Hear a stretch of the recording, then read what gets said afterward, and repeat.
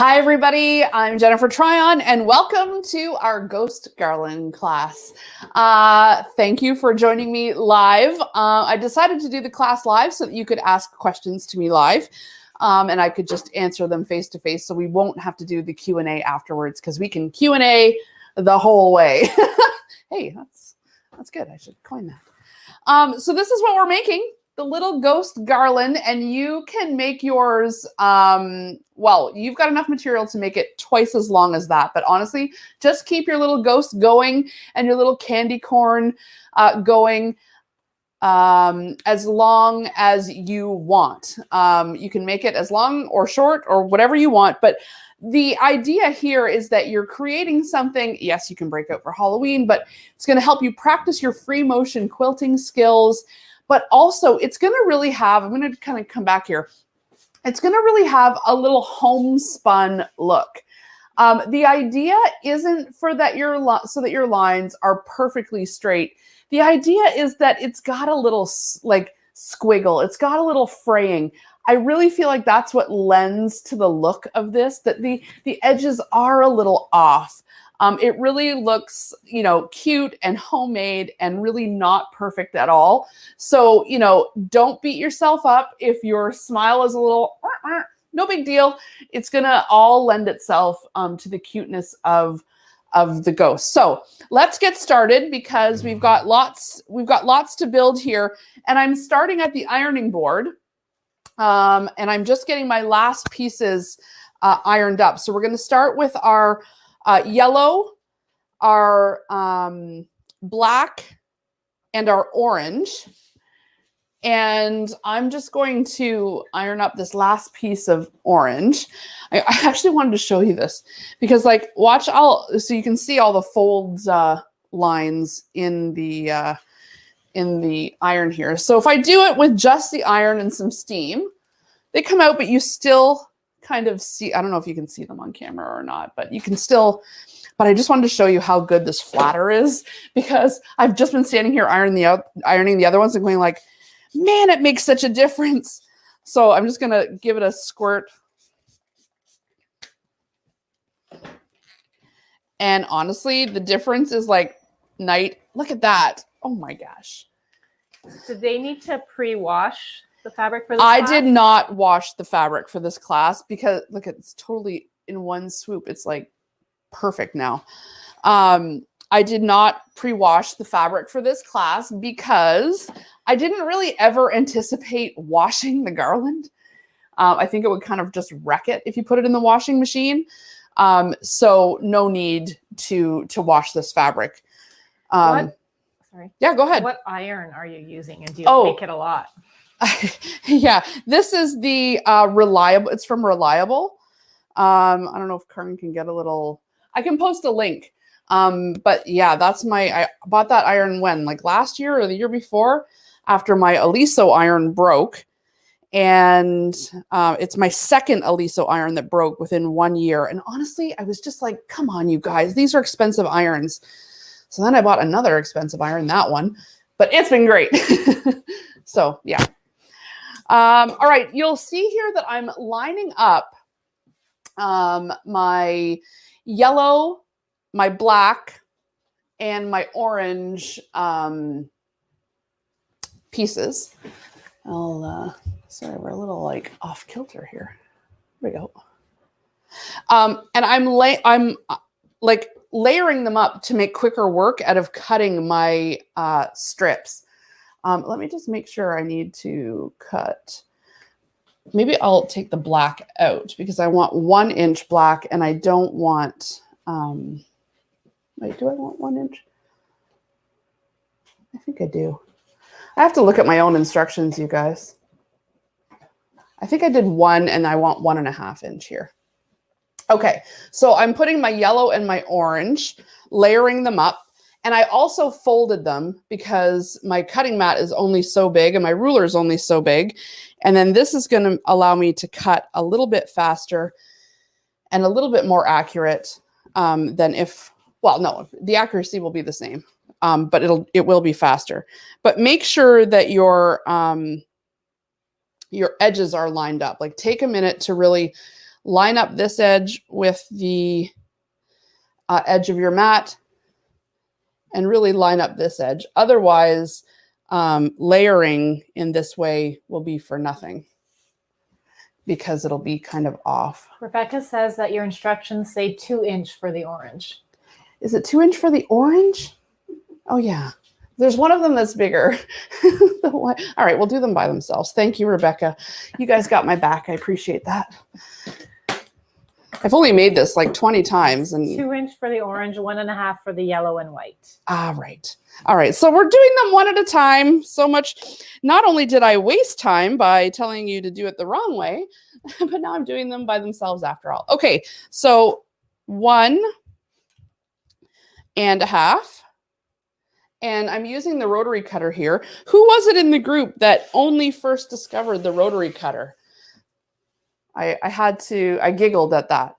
So this is really all you need for like a good amount of candy corn. But if you're thinking that you want to make your garland really long, I would go ahead and cut the rest of your yellow, or you can conserve that for another project. I'll leave it for now. That was Tanya Holden. Oh yes, Tanya, that's right.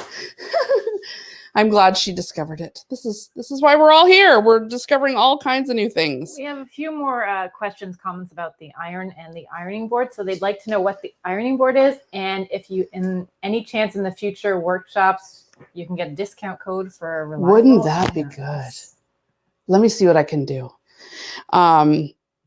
I know I did talk to them at Quilt Market one time, and I was like, "Hi, I'm da-da-da, and I present on TSC." And they were like, "So?" And I was like, "Oh, okay, bye." They didn't care. I mean, not that it's that big a deal, but I was more saying, did you ever think about putting your products on there? Because they're so good. Anyway, I didn't get very far, but it may be worth revisiting for sure. Okay, so there's a 2-inch, a 1.5 inch, and now I'm going to just make sure that my white is pressed also, because the white you need to subcut because you want to use the white for both the candy corn and the ghosts. So we're going to cut that 1.5 inch strip off, but we'll make sure that we leave the rest of the white intact because we need that for, we need the whole piece for the ghosts.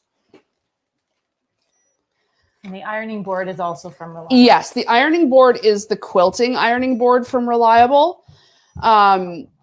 And it has, you'll see like a squared off end. Can you see the end of the ironing board?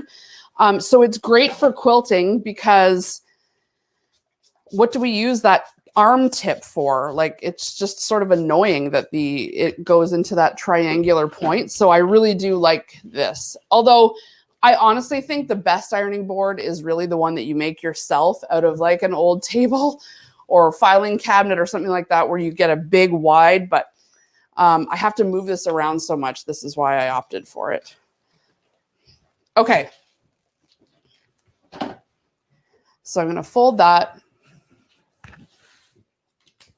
and bring it to my cutting mat. And if you want, if you feel like you don't have a totally straight edge here, you can square it up first if it's feeling a little frayed or not so straight. You can afford to go off a little. All right, so someone tell me it's 1.5 for the white, right? Mm-hmm. Yep. So I am going to square this up because my fabric goes off the edge just a tiny bit, and I do like it to be nice and straight. So if you need to square it up like this, square it up is just a sewing term for make it straight. So that you've got like a square edge at your corners. So now that's nice and straight on the line, and now I can go over 1.5. Is anyone new to using the rotary cutter and mat? Because I don't mind explaining. You want to make sure the lines on your ruler line up with the lines on your mat on both sides, and then that's how you're ensuring that you have a straight edge. And if you're, this is for Tanya, if you're cutting for the first time, I like to hold my rotary cutter with my finger like this, with the right side of the blade towards the ruler, butted right up against, And you want to cut with confidence. Like you want to just, whoom. Even if you're a first timer, and you want to put quite a bit of weight on your ruler, because it can like shift like this, and then you'll end up with a big cut like that. This is also why we don't cut on this side, because then we'd be cutting into our good fabric. We want to cut into the smallest possible piece in case we ruin it.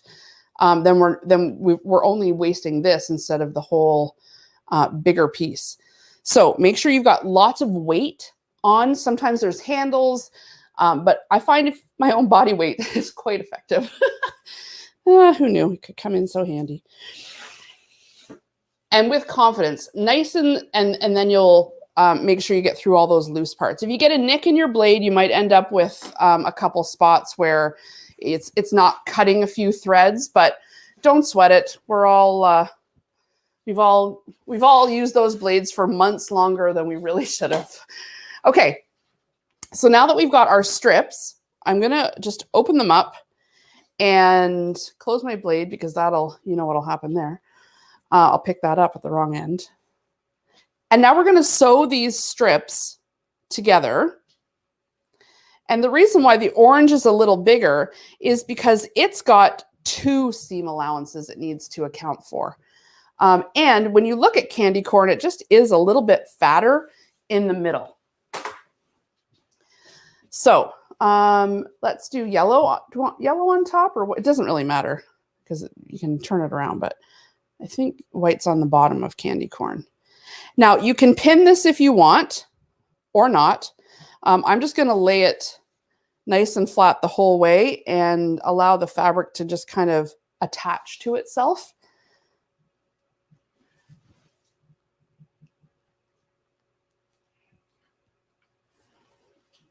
Someone saying they use a hole punch and adhesive sandpaper to make tiny dots. And she puts that on the back of the ruler so it doesn't slip. Oh yes, that's a good call. And there are even, that's a good hack, because there are a lot of anti-slip products you can buy if you're really having a hard time. But I do find, like, if you get the hang of it, you'll be able to do it. Okay, I've just got my orange thread in my machine here that I'm going to use for the free motion part of this. I am going to change my foot if you have the option. I'm going to change it over to my 1/4 inch foot, which, you know, you don't have to do. You can sew this totally with your regular sewing machine, but the 1/4 inch foot, I find it's nice and even and keeps me straight. So I'll just switch that out easily. I'm going to attach my 1/4 inch foot, but don't sweat it if you don't have it. I'm using a 1/4 inch seam, which you can just measure out on your own. So because I haven't pinned this, I do have to make sure that I'm staying flush on both sides. Press your foot down, and I am going to choose the 1/4 inch stitch on my machine. I'm sewing on the Memory Craft 6650. This is my favorite sewing machine for just straight up regular sewing. It's got like a wider surface. I like the red on the front, which is not a reason to like the sewing machine technically, but hey. And I'm going to lengthen my stitch a little bit. It doesn't need to, it starts at 1.8, but I'm going to go up to like 2.2 because, you know, durability is not really a huge issue. It's just a garland. It's not going to have a whole lot of wear and tear. So if the stitch is a little bit bigger, that's just going to help me sew through it a little bit faster. And I'm on like a medium speed, but this is a pretty good straightaway, so I can get it going.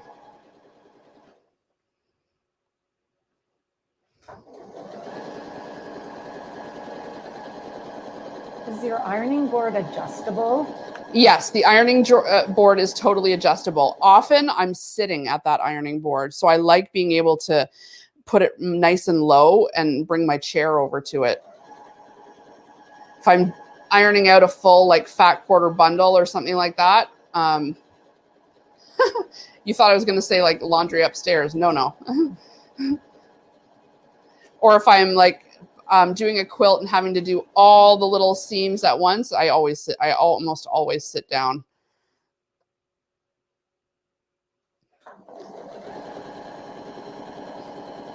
What letter foot are you using? This is the O, the 1/4 inch foot.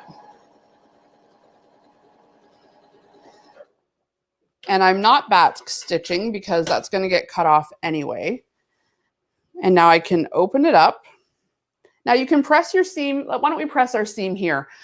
Just because it'll be a little less cumbersome once the other one is on. So I'm going to press this seam toward the orange side so that it doesn't show through.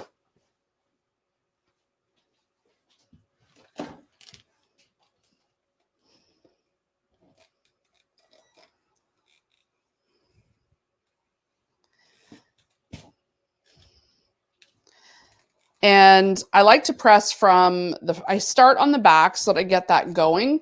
And then I like to press from the front and kind of push it over. Just make sure you're not bending or warping your fabric too much.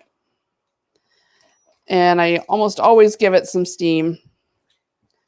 Chris has a question about, what do you think of the wool pressing mats? So I have a wool pressing mat actually right here. And I do use it a lot.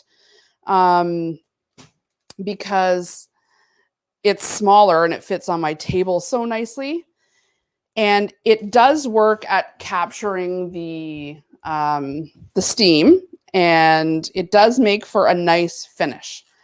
However, there's a big, big but here.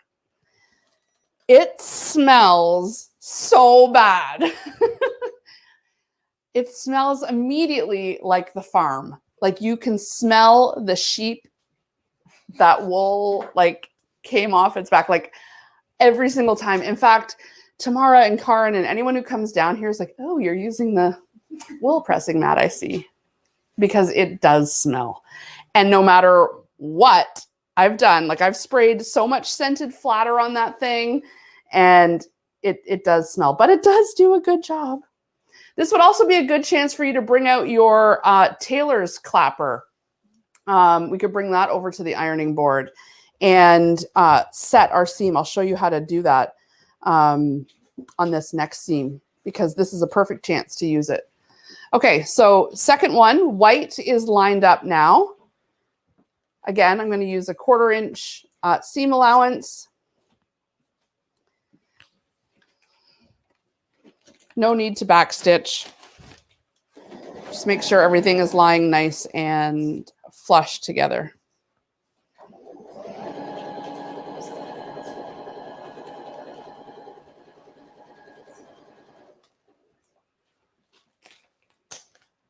Oh, I don't.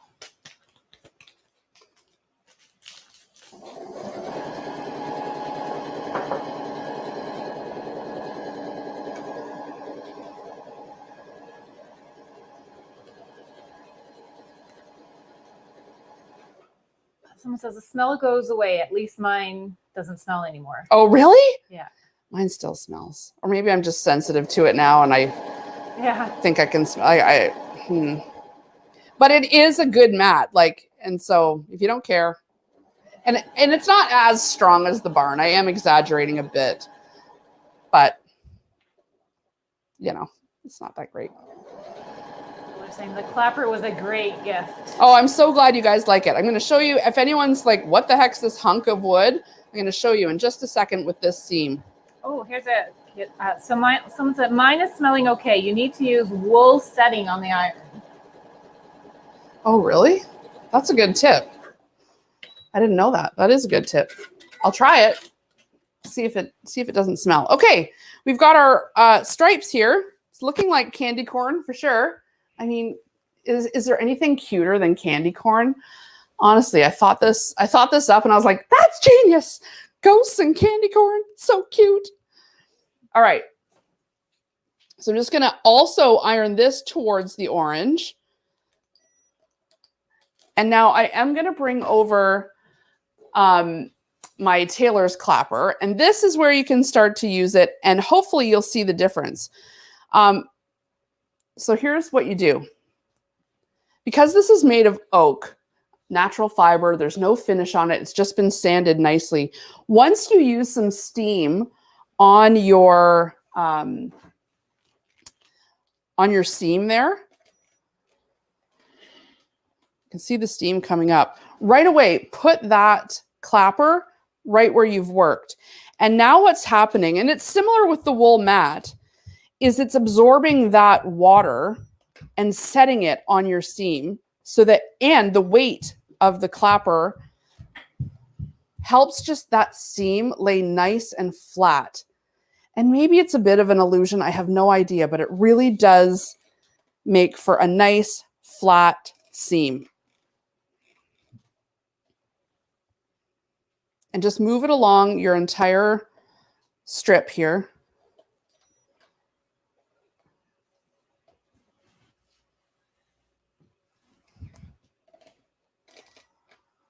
You don't need to put any pressure on the clapper? You can even give it a little, but as I'm working here, I don't feel like it's got a pretty good weight to it.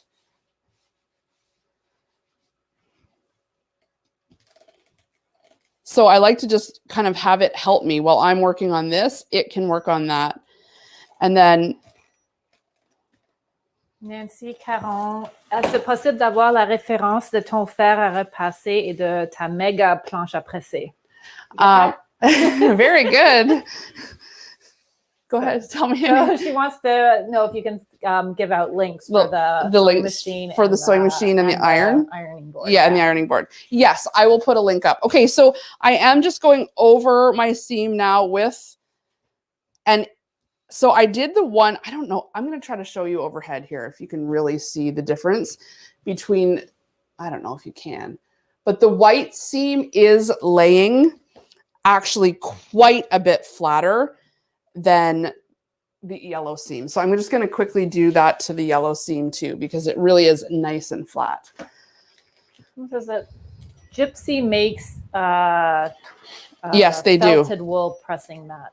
It's same as, well, felted. Yeah, I think it's the same. Gypsy also makes a tailor's clapper, and they are, I'm just going to say, Gypsy is like a brand of, a sewing distributor makes its own brand of stuff that people want, basically. So when there's a trend, they go overseas and then they get them made, which is fine, but that's why I decided to buy you guys from Jackson's Mills, because they're the ones that make these and it's their product. And, you know, Gypsy it's just sort of knocking it off. So I thought I better do the right thing. Okay, so you got two options here. You've got enough fabric or fleece, fusible fleece, to put this on your whole strip. However, you should make another one of these strips if you want to use the whole thing. What I'm going to do right now for class purposes is just cut this strip in half, because I do kind of anticipate that you'll be making these, you know, throughout the day and into the weekend, because depending on how long you want to make your garland. So I'm going to go ahead and just do half so that I can fold this over. And I'm going to get quite a few candy corns out of just this piece anyway. But you can go ahead and make a second strip if you want to just do that all at once. But honestly, it's the same number. It's just more a matter of like, I'll be able to get this done and show you how to do it in a more reasonable amount of time than, you know, doing the huge long piece. So one of the sides of this fleece has, you can feel, is a little rougher than the other side. That's how you know there's adhesive on it. So this is a fusible fleece. And so what I'm going to do is bring this over to the iron, and I'm not going to steam it. You don't really need steam on fusible, and it doesn't really hurt, but you don't need it. And it also doesn't need very long to fuse. So you don't need to burn it on there or anything. Just keep it nice and straight if you can. I kind of already went off mine a little. No big deal. And try not to touch the glue side, the fusible side to your iron, because it really does just kind of make a mess and stick. So there's the first, I did it on the first side, and now I'm going to just touch it on the back just to make sure it's nice and stuck on there. Would serging the seams work okay?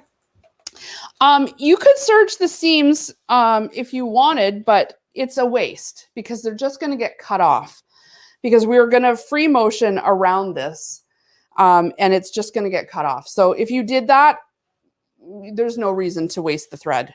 Just leave it nice and hairy, because we're going to cut this eventually. So as part of your, so now it's stuck on. You got it on both sides. It's nice and crisp and cute. And part of your homework was to cut out your template with your ghosts and your ghost faces.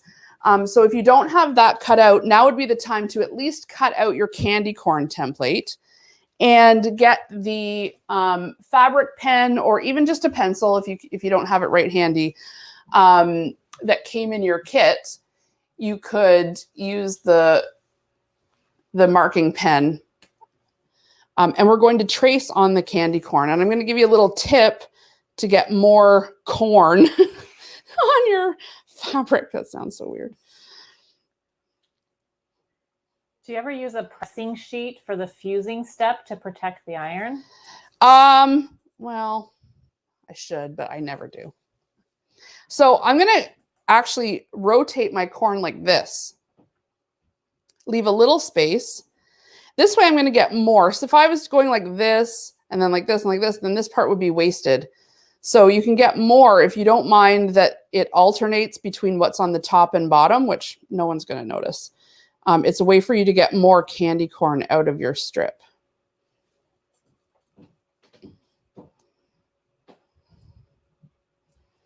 So you can go ahead and do this right across. Now, make sure, don't butt them right together, okay? This one actually is a little too close. Let's leave a finger, this finger. Sorry, I just noticed that looked bad. Let's leave a finger's worth at least between each corn, because we want to have room for our stitching to go off the line. Off the line is what is going to give it that cute homespun look, and it's also going to hide if you're not a great free motion quilter, which is sort of the point of this. Like, this is a great project to really learn and get a hold of, you know, some free motion quilting skills, because free motion quilting is hard. This is why people send their quilts to long armors, because, you know, it's tough to get a design. So this is a really great way to practice that.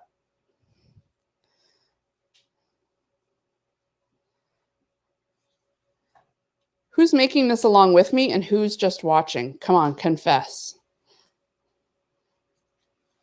Whatever you decide is cool with me. What I like is that, what's the date today? August 21st? August 21st, you guys, and we're already doing our first Halloween project of the year, at least for me, which is amazing. We're going to be so ready. We are winning this year, you guys. Seems to be a mix of watching and making. And you know what? Just take your time. This is the kind of thing, like, bang off a few ghosts, bang off a few candy corn, couple nights during the week. And, you know, you can just make your garland longer and longer. Okay, so I've got a good row mapped out.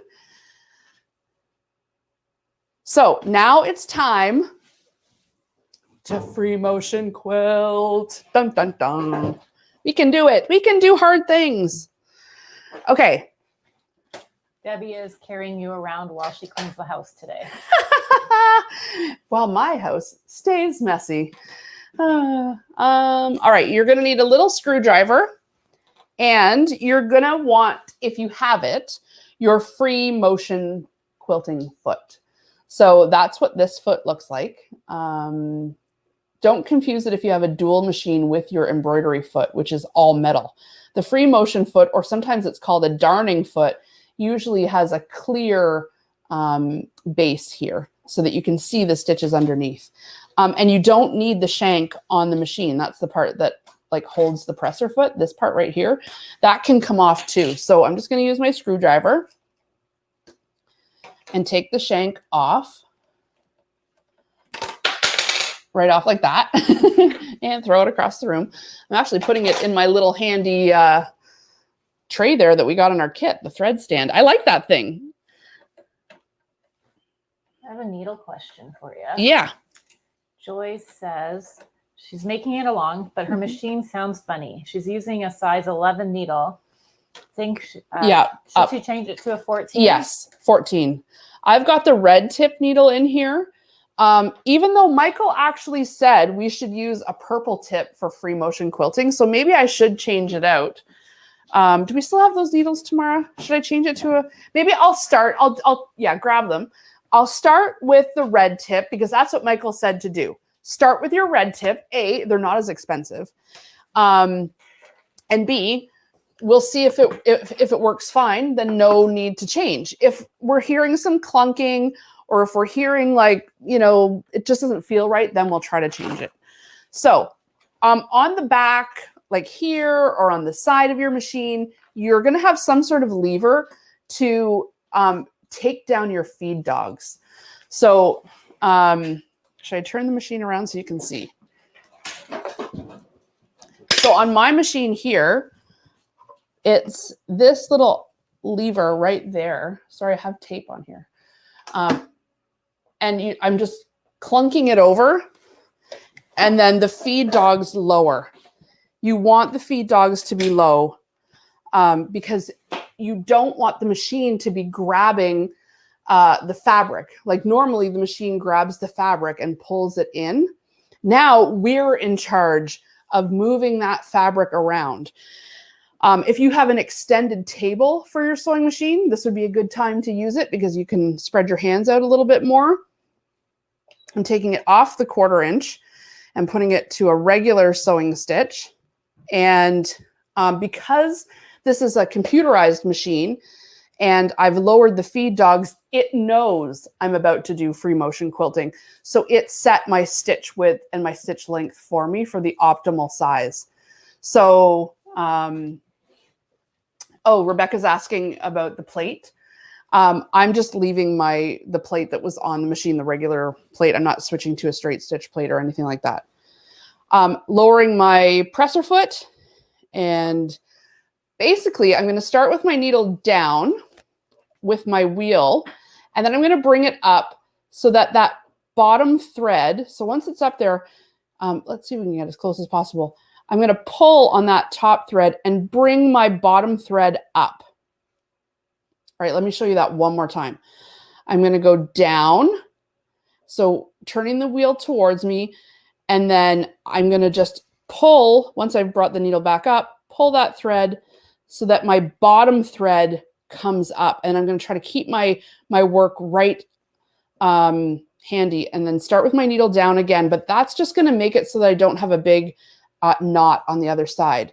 Oh, I should have mentioned, I have the same thread in my top spool as in my bobbin. That was part of the homework, was to make sure you had your bobbin wound both in black and in orange, because these candy corns are going to look the same on both sides. So long as you make sure your bobbin thread has the same thread as your top, then it doesn't matter which way your candy corn flips. Same with the ghosts on the garland. It's going to look the same on the back and the front, which is kind of nice.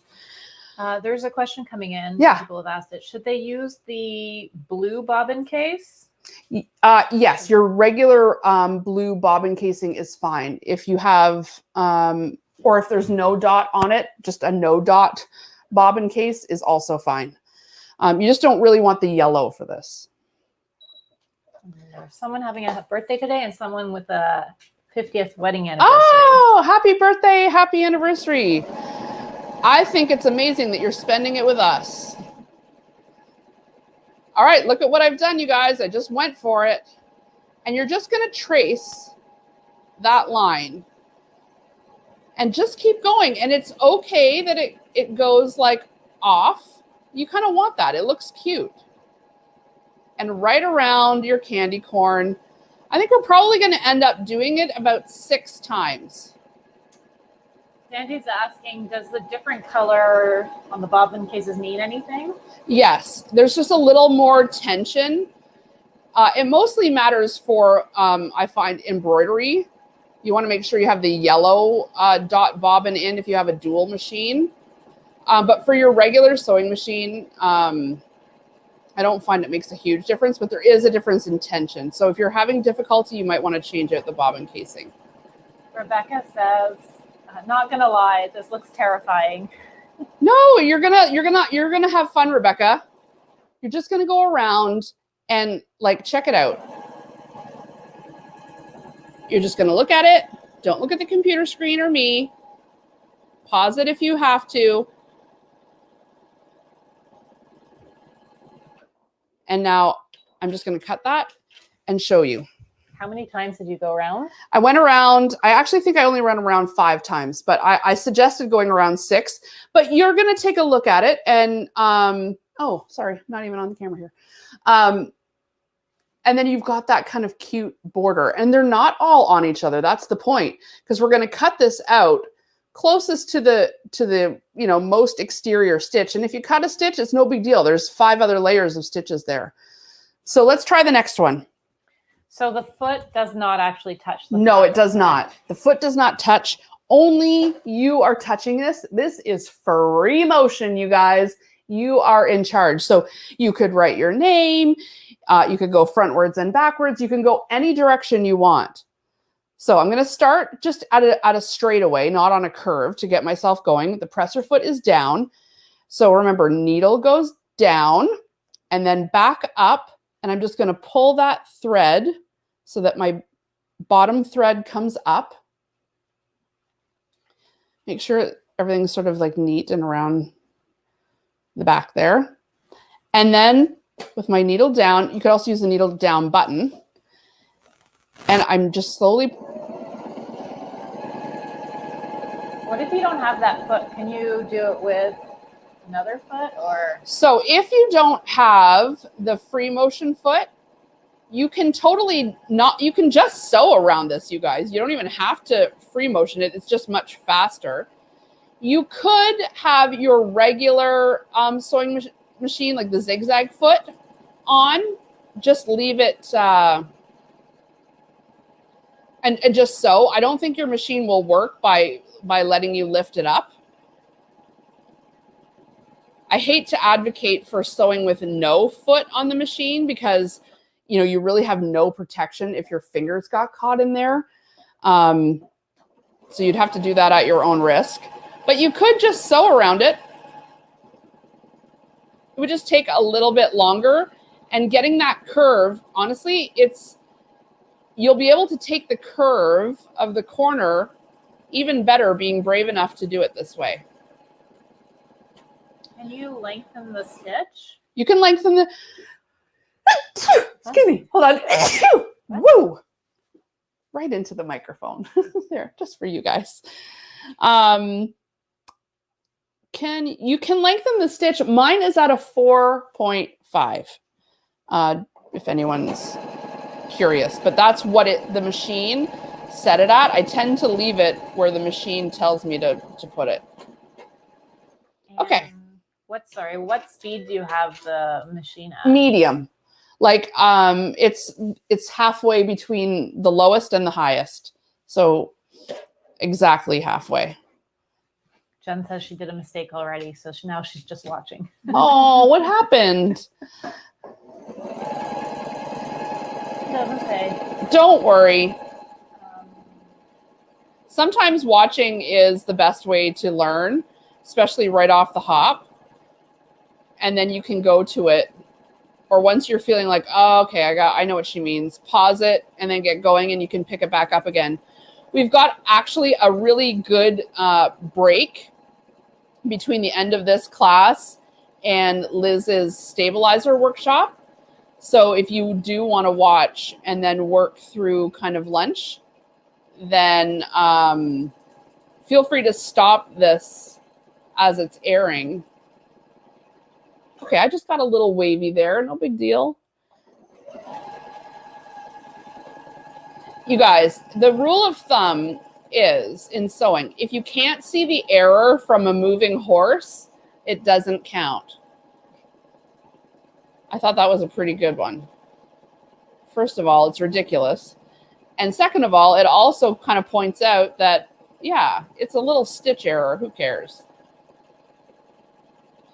If you've got too much white space on, like you've just left out too much, you could go back and fill it in where you don't have to go all the way around. You could fill it in just going back and forth on its own like this.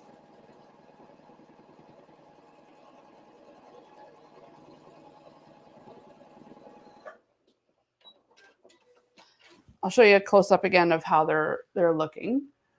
See how I have a little bit more white here than I have on that side? That's fine. No big deal. It looks cute. At least I think it looks cute. Maybe you guys are going like, yeah, Jen.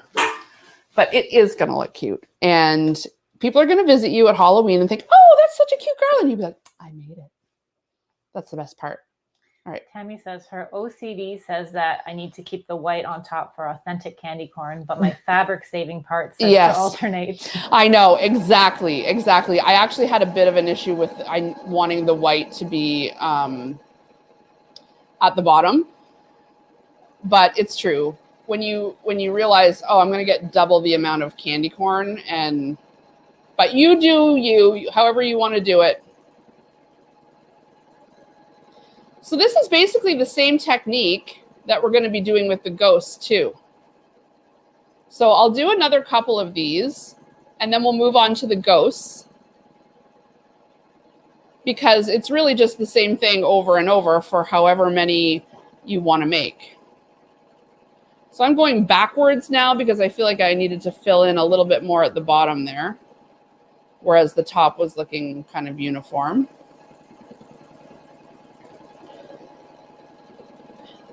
And you can see I'm not moving it super fast.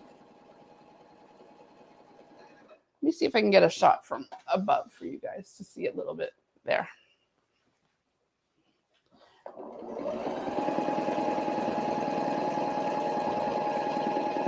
Someone's asking, I've been experimenting with thicker threads to add texture to surface. So with free motion quilting, we can move to 40 weight, but can we move to 30 or 28 weight? You can try. The thicker the thread, the more dense it's all going to be. Look, I even kind of went off here. Look, you can see on this one. So you could fill that in a little bit so that you don't have that. It won't look like an error then if you fill it in a little bit more, which is what I'm going to do here. You could try it with a thicker, like a 12 weight. You might want to use the purple needle for that. And it certainly will look thicker and you won't need to go around as many times. That's for sure. I think you could do it. Okay. So now I'm going to take my fabric scissors, the sharpest scissors you have. I've got this Janome set, or I've got the set that came in our March kit. Those would work perfectly. And what I'm going to do now is just cut right. This is why it was important to leave like about a finger's worth in between. I'm going to cut right around the exterior. And if you cut over some stitches, it's really not the end of the world because you've got so many layers there. It's still going to stay protected. I would try not to cut over the stitches, but if you do, don't sweat it or anything.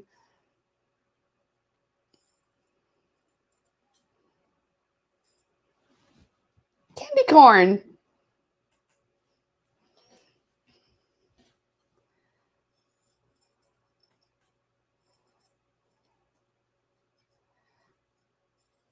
Someone says, I think I might try this with a kindergarten class this year. Oh, if I'm feeling brave. I think they would really enjoy this and it would be cute for classroom decoration. It totally would be. And you want to know what I was going to do on my Facebook as a free one, these out of Christmas lights, like, and we could make these all different colored Christmas lights.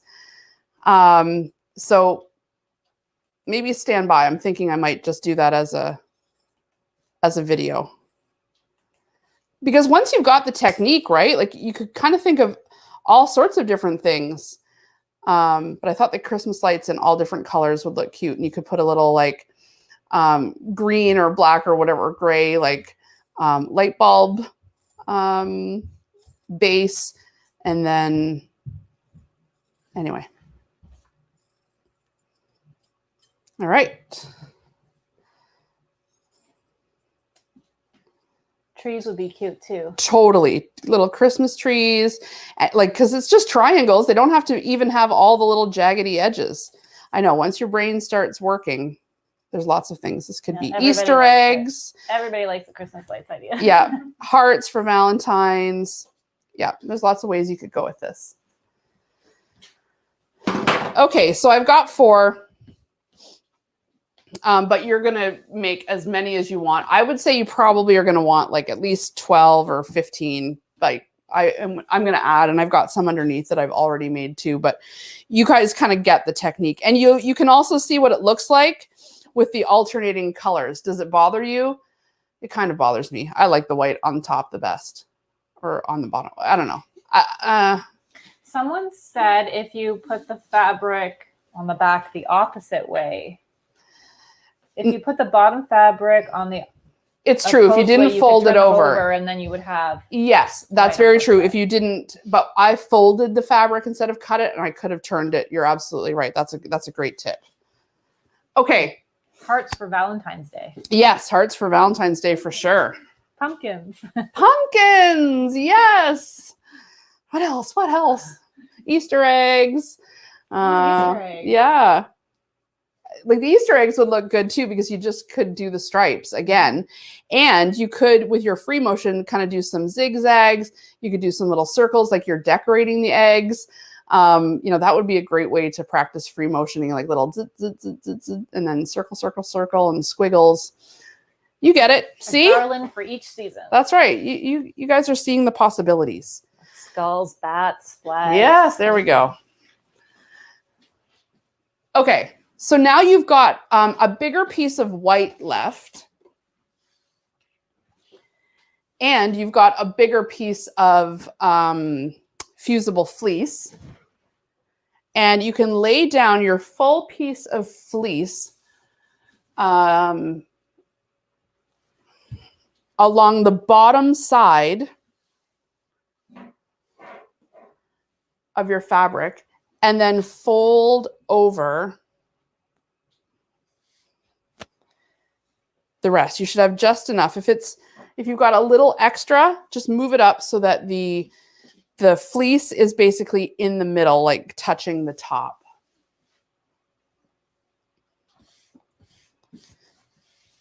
And again, this is going to iron on to the one side, and that's important that the other side is free, because we're going to be putting our little cutouts underneath so that we can trace them on. Aha, you had a little light bulb there, didn't you? Okay, I'm going to bring this to the ironing board. I hate automatic turn-offs on the iron. I'm willing to risk the house burning down. Leave the iron on. Okay. Rant over. Again, no steam, starting with the opposite side.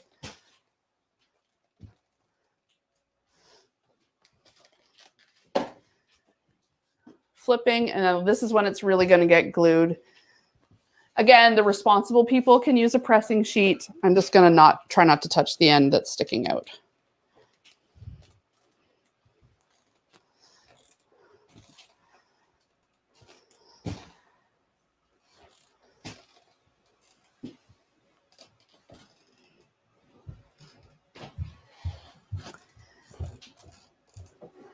And just take a little lift to make sure it's all glued down. And if there's any spots that are flapping, then just grab them. Okay. We want the non-stuck side up.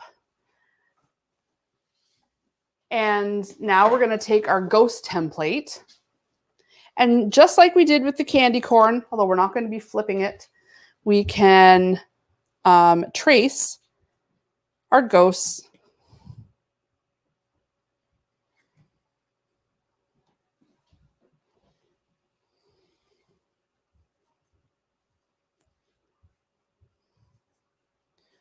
There we go.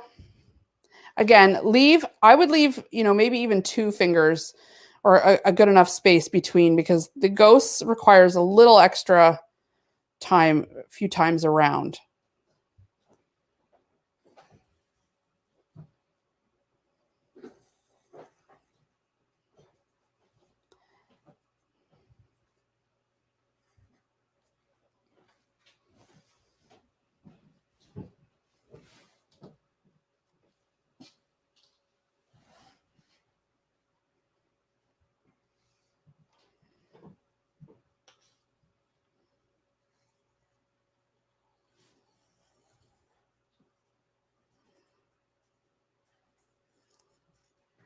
And you can fill your whole line here with ghosts. You should probably be able to get about 8 or 9 ghosts out of this strip.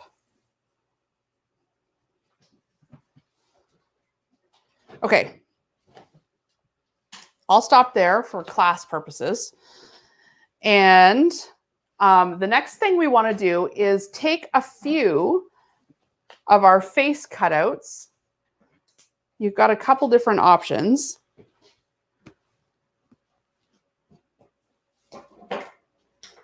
Is that all of them? And go ahead and put them under and just line it up where you think looks cute. Maybe it's a little lower, maybe it's a little higher. There's some behind you. Okay, thanks. And the fact that they're different sizes, or you could use the same one. You could use the same one multiple times if you wanted. If you wanted them to all have the same expression, just use the same one over and over. But I'm going to change them up.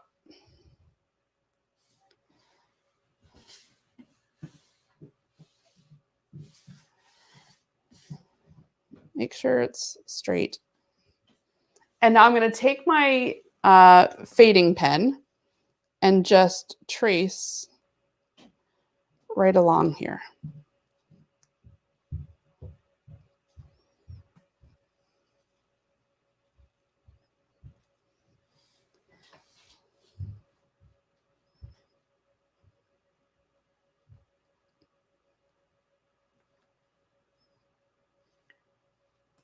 Chris got some red and green fat quarters in her box. So she could use that for Christmas. Christmas lights. Yay.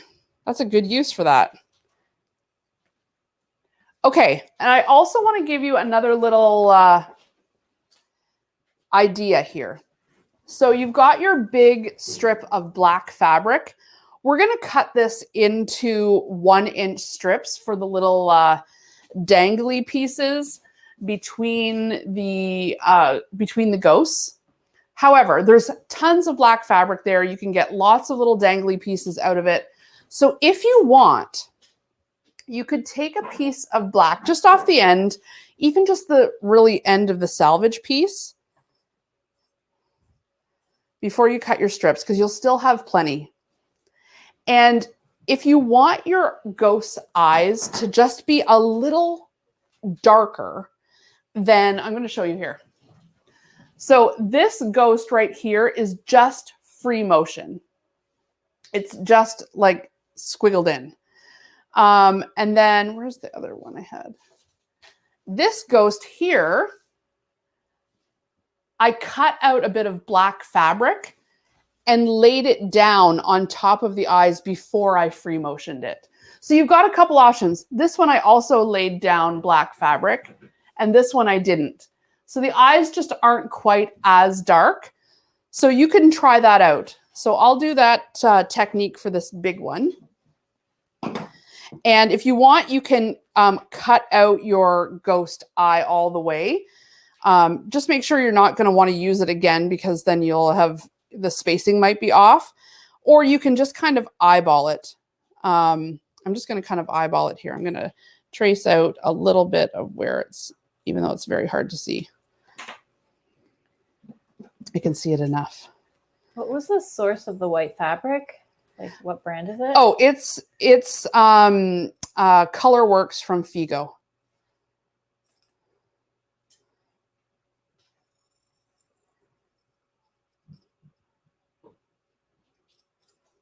All of the solids you guys got are Colorworks from Figo.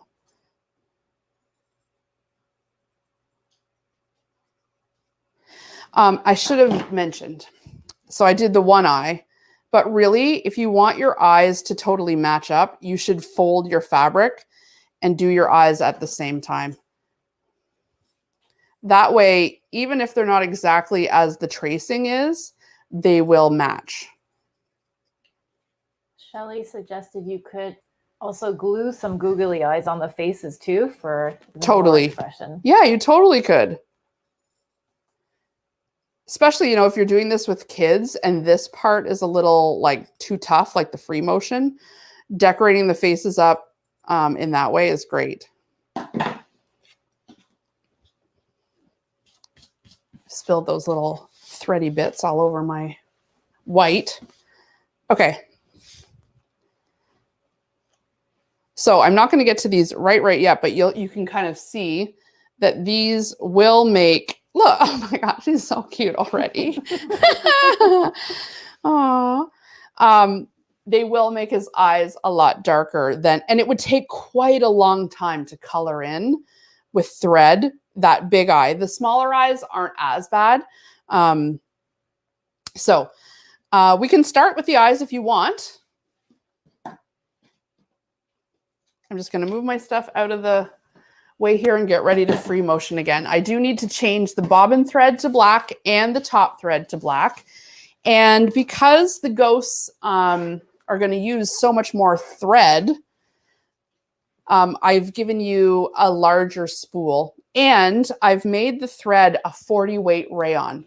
I gave you regular thread for the orange because you don't need a huge cone of orange like this, and I don't think you'll use that again. So I've given you just a regular weight, which shows you can totally free motion quilt. Well, you do free motion quilt with regular quilting cotton.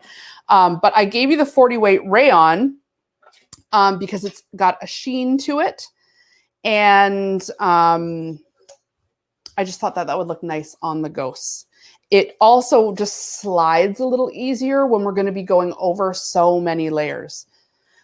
If your machine doesn't have a vertical spool pin like this one does on the back, this is the 6650 from Janome, it has like the spool pin back here, then and you have a drop in and this doesn't fit, you can use your thread stand that came in your kit. This would be a perfect time to do that. And you'll just make sure that you have put it through one of the tension guides up here, like this. And then you'll just go ahead and thread your machine normally. But I can go ahead and just put it in my machine because this machine has this great thread stand on the back.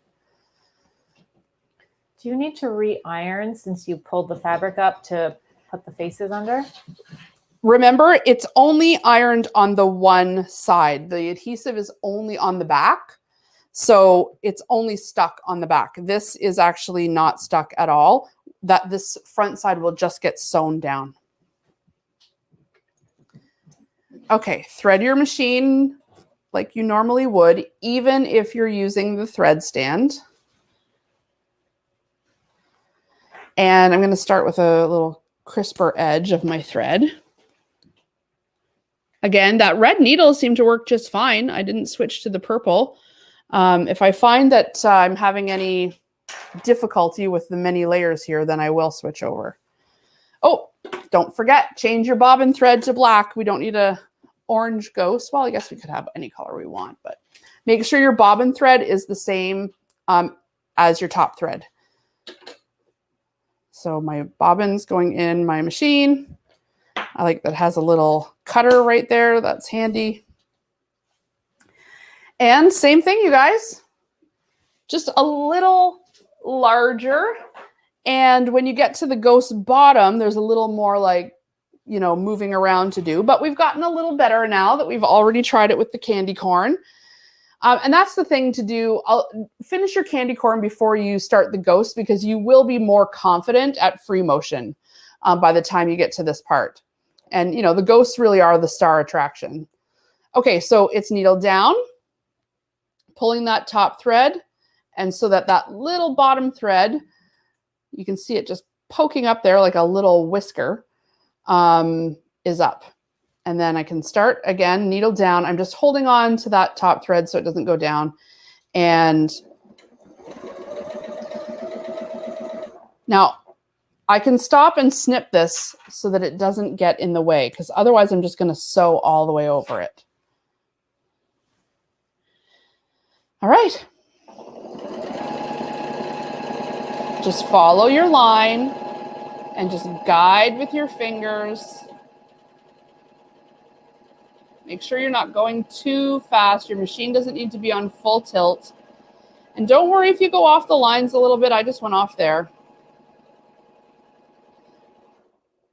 Okay, this is a good, maybe teachable moment here. I'm going to stop because my thread is kind of jumping out of, look what's happening.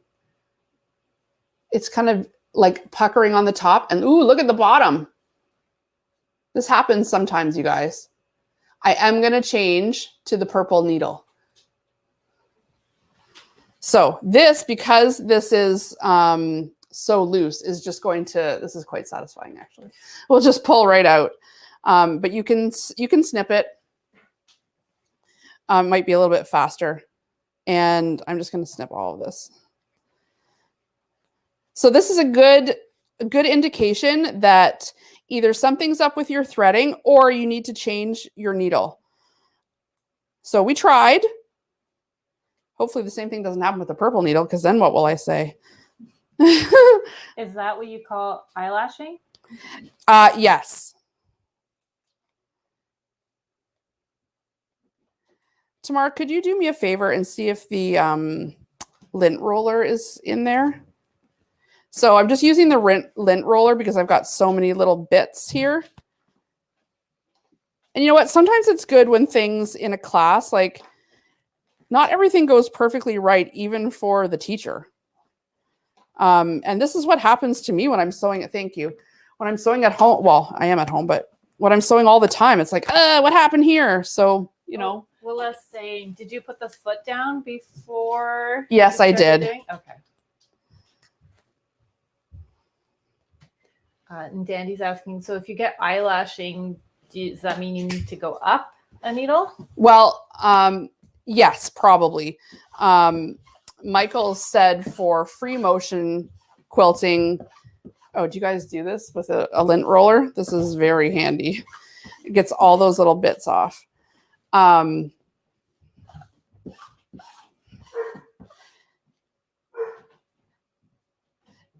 And if you notice a sound or a clunk or something, stop right away. Don't keep sewing and see if it happens again. Stop right away, because it's just more for you to pick out. So you can kind of get good at knowing, oh, that's the right sound, that's the wrong sound, and stop right away.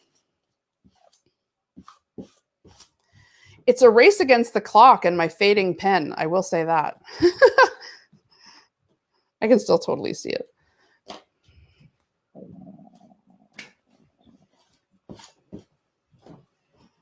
All right, we're almost there.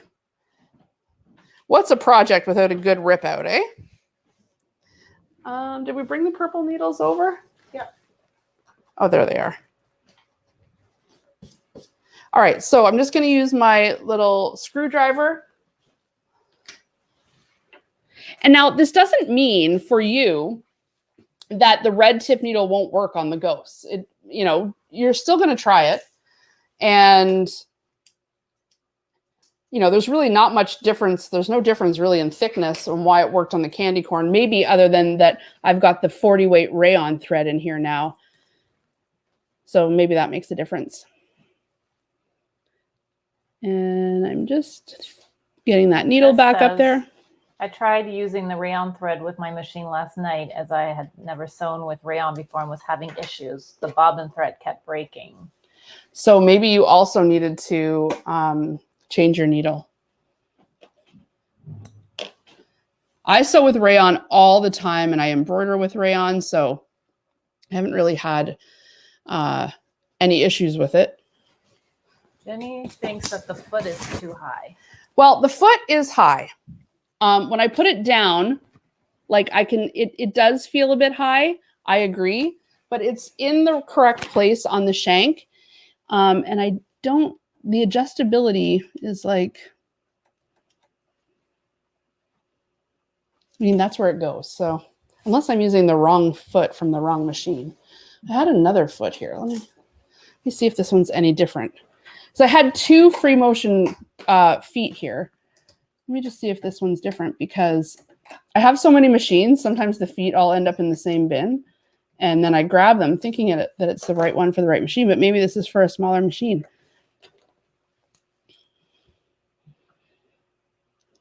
Well, let's just try it. They look exactly the same to me, but I think they are the same. It says, when I look at Janome free motion foots in images online, they all touch the fabric. Yeah. I've had to touch the fabric too. This does feel a little high. Jenny says that her Janome can adjust the height by button on the screen. Let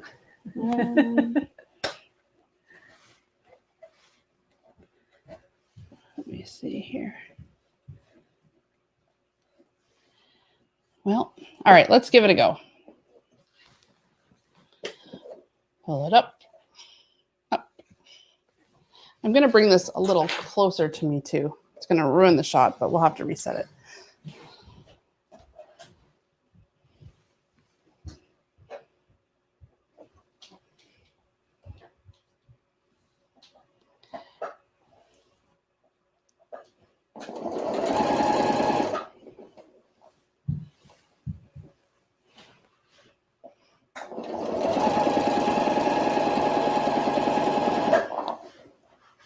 Now, before I get too far, let's take a look there.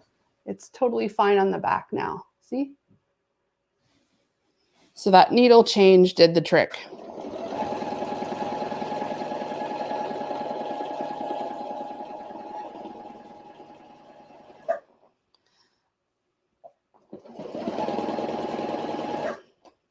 I'm going to snip that so I don't roll over it a little bit later. And you know what? The first pass, I got to say, doesn't look the greatest. The first pass makes you think, I'm not good at this. But once you get all the passes together, it starts to come together. You need the thickness of all the passes to help with the look. So you've now switched to the purple tip. I've now switched to the purple needle. No eyelashing. I'm going to turn down the speed a little bit because it feels a little... No, that's too slow. That's too fast. All right, back where I was fine.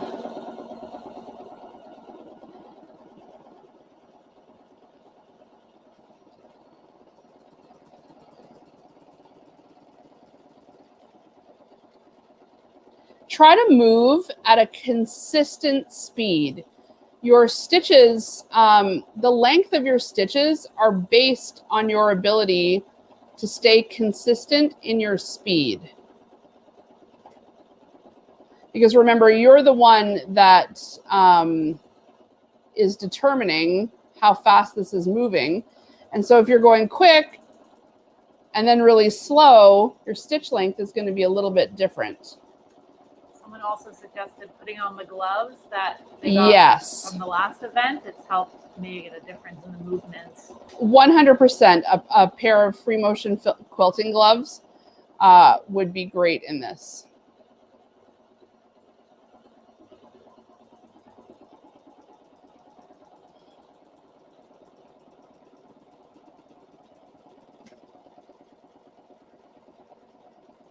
So the hardest part is the little wavy lines at the bottom, I'd say.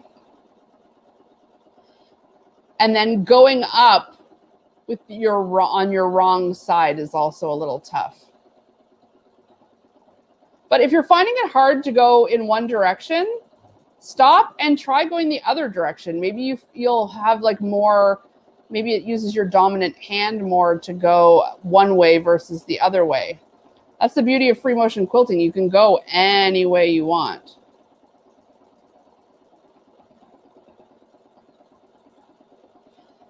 And now the ghost, because it's just larger, might take maybe 10 passes, 12 passes. You decide how thick you want your lines to be, how much patience you have. You know, maybe you'll try one ghost out that's a little bit thicker and one that's a little bit thinner, and you'll decide, oh, I like the look of this one more, so I'll keep doing that.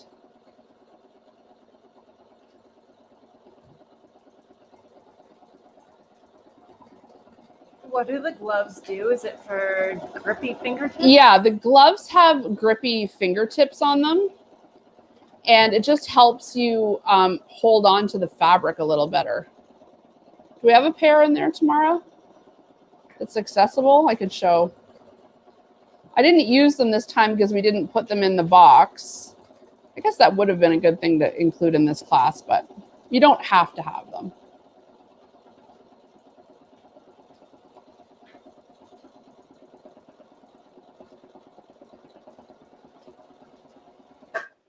So here's a pair of free motion quilting gloves. And they do have like these sticky fingertips. And so if you're finding that your fabric is sliding away, you could put a pair on.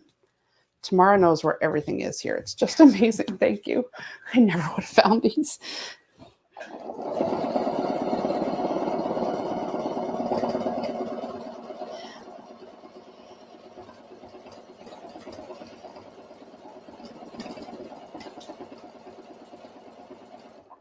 Okay, I'm going to say that's pretty good for my outline. It could be thicker, but I think that's pretty good.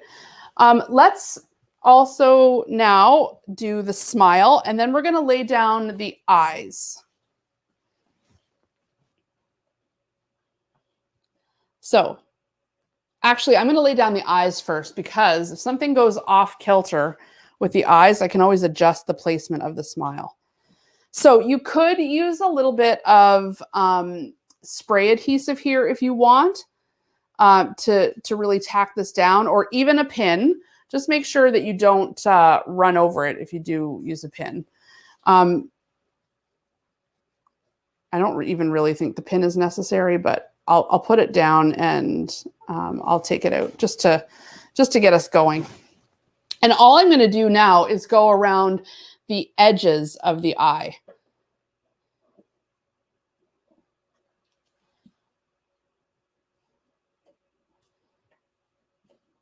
Oh, my bottom thread isn't coming up, so I'm just making sure everything's good here.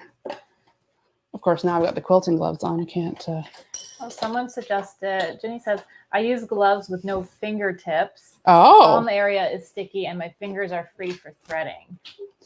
Yeah, because when you're using the gloves like this, it makes it much harder to feel everything. Oh, glue stick. Glue stick is your friend. Yeah, glue stick, totally. What's that? As long as your needle doesn't get, too gummed up, which, some people complain of that. I haven't really found it to be too bad. The odd time I've gummed up my needle pretty good. How many times did you go around that ghost? I think I probably went around at least 12 times.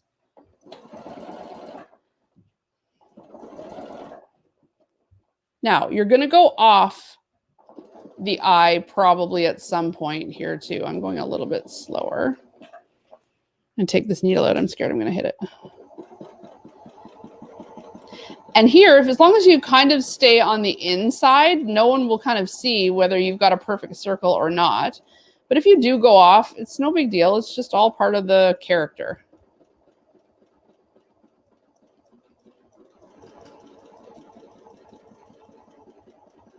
And you really don't need to go around too many times because the black is doing all the heavy lifting. So there's one eye. And we can lay down the second eye. This is a little more important to make sure that things are, he's not looking, you know, mad or he's staying cute. Let me.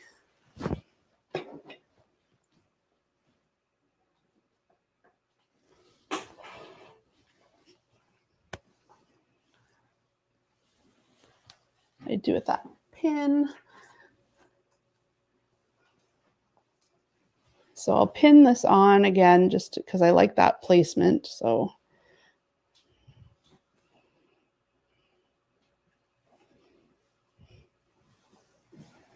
we don't want to end up him like having like cross eyes or matte. Like if you went this way or something, that would be.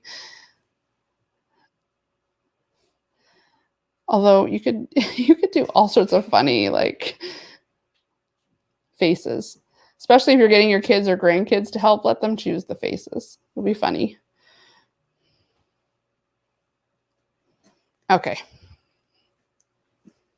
Back we go. Needle down, needle up. Pull that bottom thread up. There we go. So the back side of the eye is just going to be stitching, right? Because yes, now you can, yes, exactly. The back side of the eye, if you use this technique, will just be stitching. You could go ahead and stick. I wouldn't try to sew through and match it up. But you could go ahead and glue stick or spray adhesive on eyes on the other side.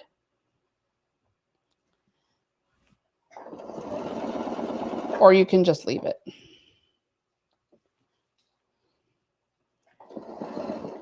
What's the deadline to order a Dr. Light? The 31st.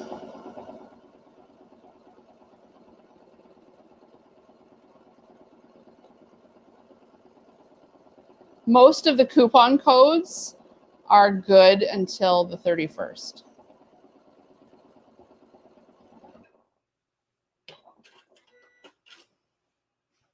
Yeah, you can see on the other side here. Okay, the smile still looks like it's placed pretty well.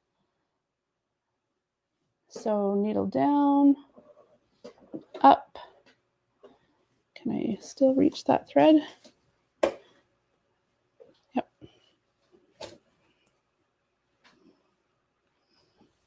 Now, take your time with the smile because you don't have a whole lot of space. And just back and forth, that U shape.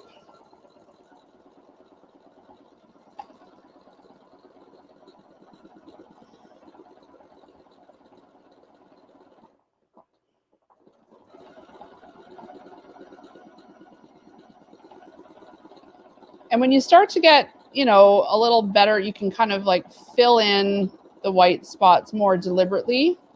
But until then, don't worry if it's kind of going, you know, a little bit askew.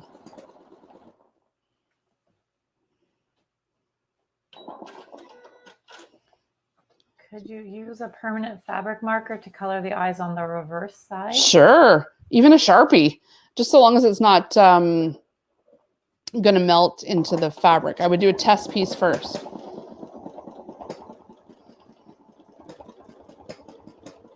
So now I want to show you something that's happening here. And it's just because of the density. You can feel it kind of, the needle starting to lift up the fabric. Look, see how it's kind of popping a little?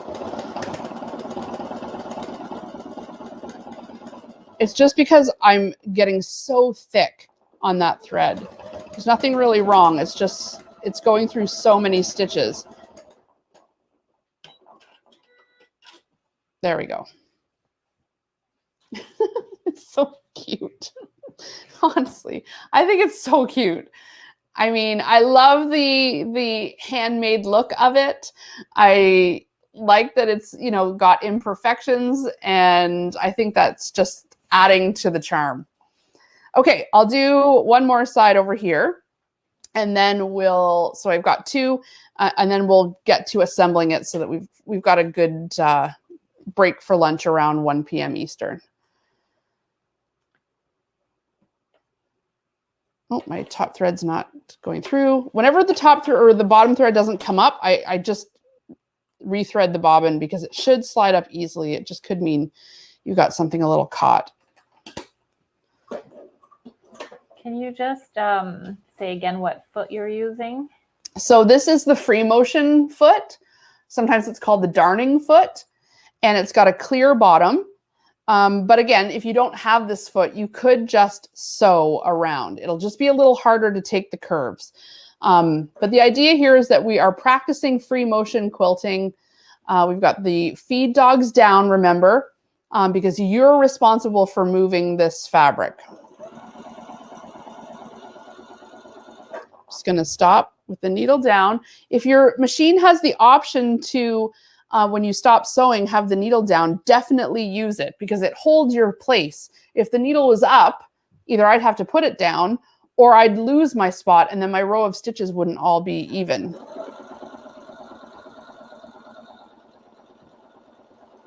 Careful with your fingers on the edge here. And remember what I said, the first one always looks like, oh boy, this is not going to work out. But you've got many more passes to get the real shape. We won't judge our ghosts based on the first time around. Could you zigzag around? You could.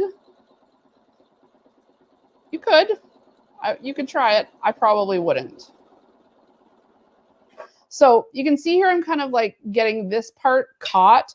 Just fold it or roll it and put it under your hand if it's getting in the way.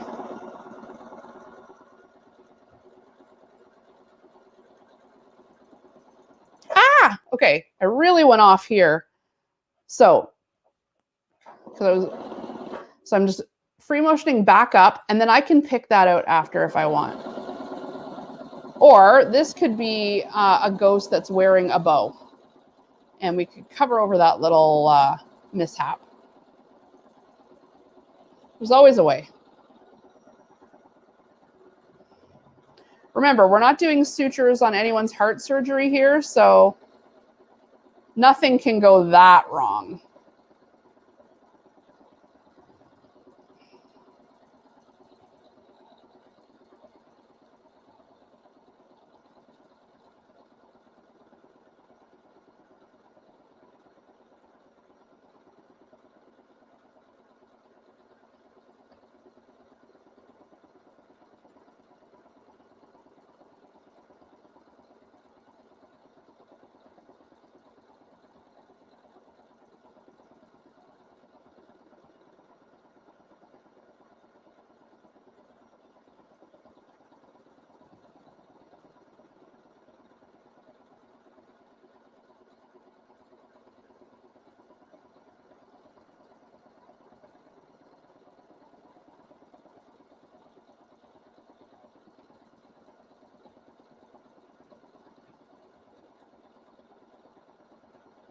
How's everybody doing out there? Is everyone just watching? I'm concentrating here too.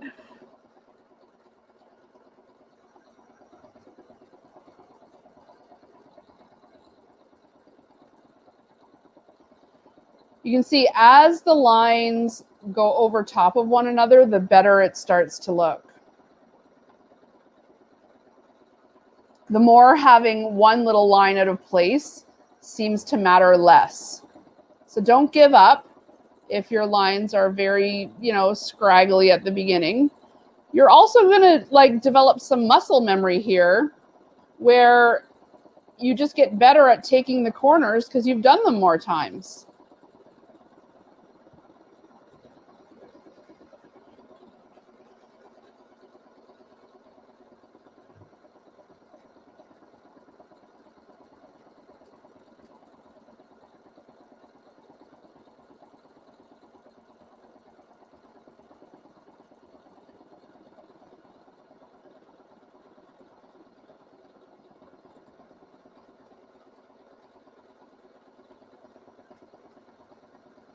All right, this one's looking pretty good. All right, let's free motion the face this time. At least the eyes. Maybe I could put a little piece down on the mouth because it's a bit thicker. But let's try a free motion on the eyes. And literally, you will just do, I'm going to hold on to that piece. Snip it.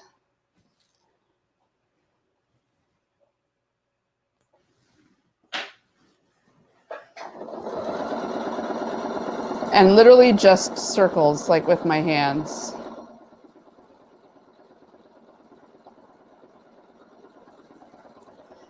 I'm trying to resist the urge to go up and down and like in a coloring motion, and instead just stay circular.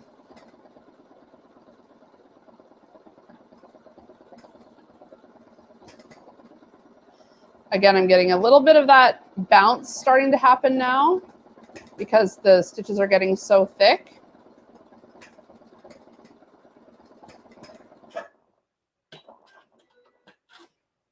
Okay, we got one eye. And then I'll just do my best to try to match them up.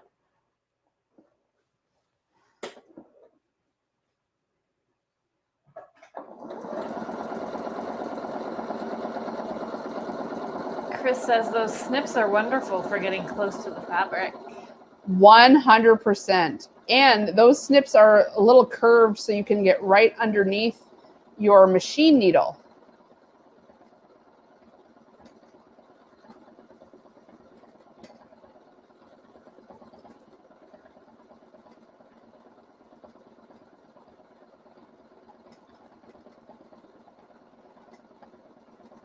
I noticed some people picked up a few extra sets of those snips that we've got. I'm glad to see that. All right. 2 eyes, not bad. He looks cute. Okay, I'm gonna cut the smile out of that little extra bit of fabric. It'll just help fill it in a little bit more. It doesn't have to be exactly the right, you can just kind of cut a little half moon there.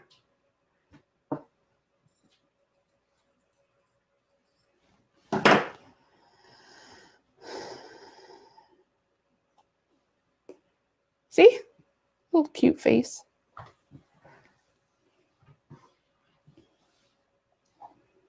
And if it's a little askew or a little, you know,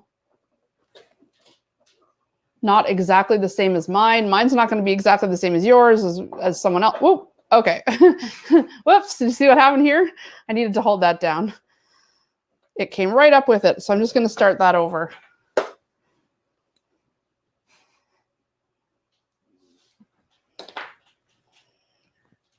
So maybe a little bit of glue here would do the trick. Or I'm going to start right in the middle. Oh, and now I've come unthreaded. Okay, let's just have all the things happen at once. That's all right. We can rethread. Rebecca's tempted to make a Pac-Man out of the extra yellow fabric. Oh my gosh, like chomping on the ghosts. That'd be so cute. I love it. Everyone's got great ideas.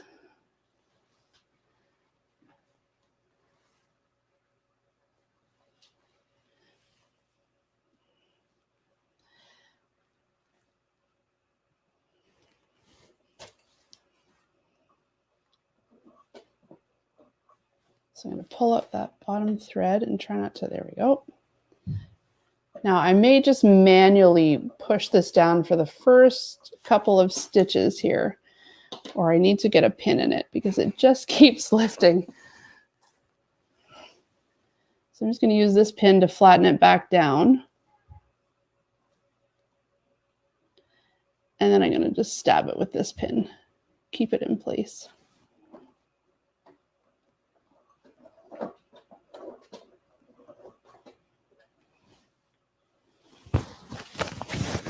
It does want to lift.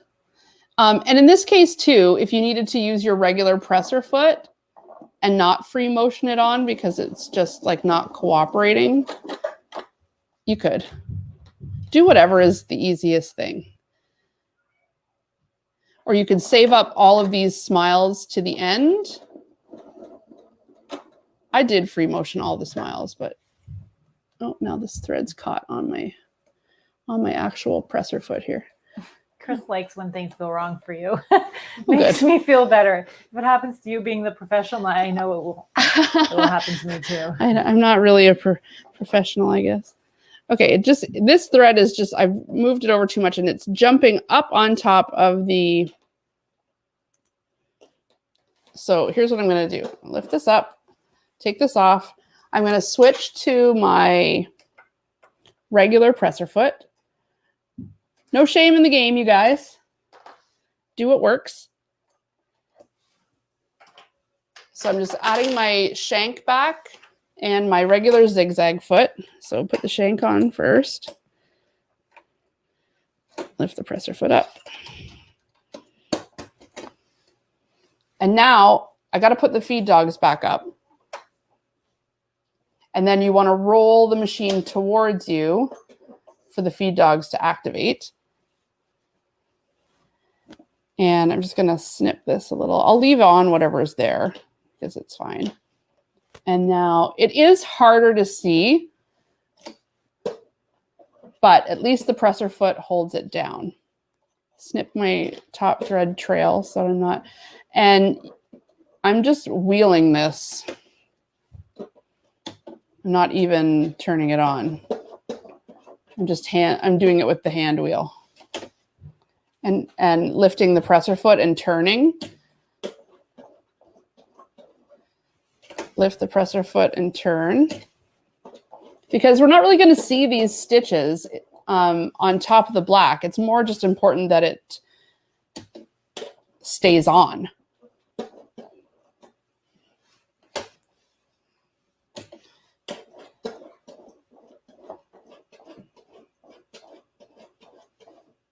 Okay.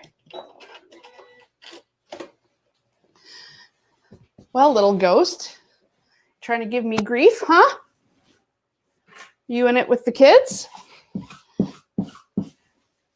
He still looks cute, though.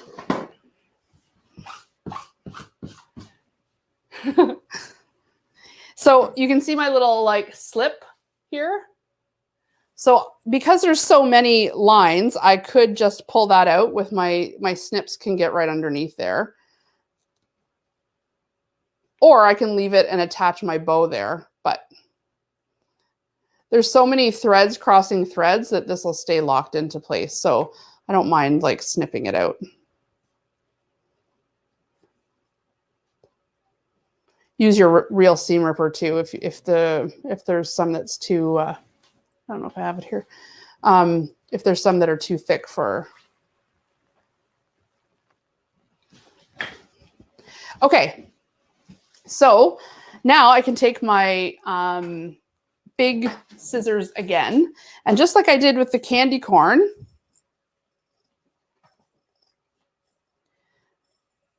cut out the outline of the ghost. And I think that it looks best if you get it as close to the lines as you can. It will mean you probably snip over some little threads. It's okay. Normally, you would never snip threads. Normally, you would never cross lines when free motion quilting. That's sort of a rule that you're not supposed to do.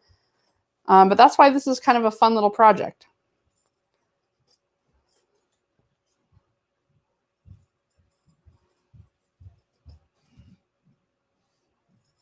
These would be a great thing to make up a big batch and sell at like a church sale or at the school sale.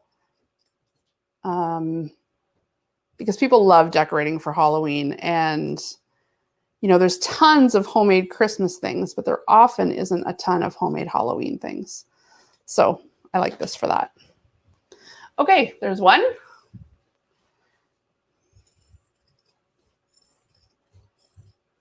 Oh, someone explained that you've been painting with your needle and thread. Yeah. It's just like coloring, drawing with your thread, free motion quilting.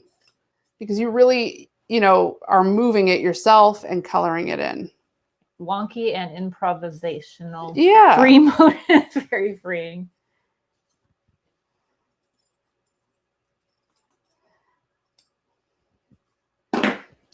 Okay, there's his buddy. I'm going to put my other shoe back on. Am I the only one who has to sew like with a bare foot or a sock foot and then takes their shoe off when they... Okay, I'm going to bring over my twine, some extra ghosts. Before I do that, though, before we get to assembling, we do need to cut the rest of our black fabric. If you want to have the little space filler kind of tassels in between your ghosts. And I thought it helped just fill some of the space between the candy corn and the ghost to have the black tassels. But if you would rather not, you can skip this step, totally up to you. I also think that these little ghosts and candy corn would look so cute around a wreath for Halloween too. You could put it on the front of like a twig wreath. That would look very fall. So if you have some extras that you've made, you could do that with it. Oh yeah.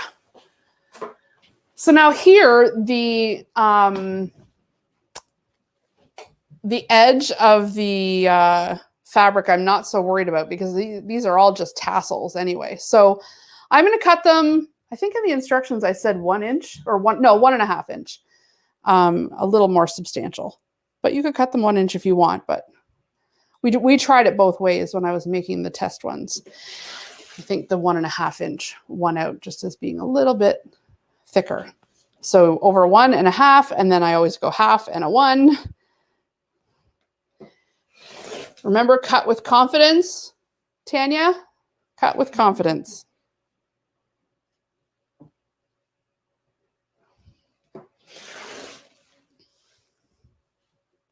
And I would probably, if you're going to do the tassels, cut your whole strip of black.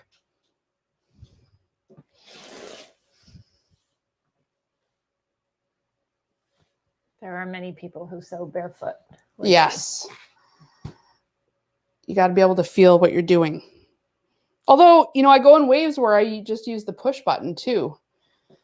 The stop-start button. And then whatever you've got left on your last one should be enough for one strip. And then I'd say probably just cut these in half. You want them to basically lay not quite, well, at least the way I did it, was not quite as long as your ghost. So if you were to cut it or keep it folded in half and then fold it in half again, and then cut it and then cut your one side, you could knot it like this. And you're just going to knot it. If you find that that's too short, you want them longer, you decide how you want to do it. But I found keeping everything like kind of even worked. And that's a good way to get the most tassels out of your strip. Now, I just tied them. You could just fling it over your twine. There's a couple of different ways you can do this. So the easiest is to just put it on here and knot it. But you could go the extra, more professional step, I'd say, and you could do it like this, where you lay it down and then you stitch, almost like a stitch in the ditch, right up against that bit of piping, and it'll look a little less messy. So that's an option too. So let's just get the rest of these cut.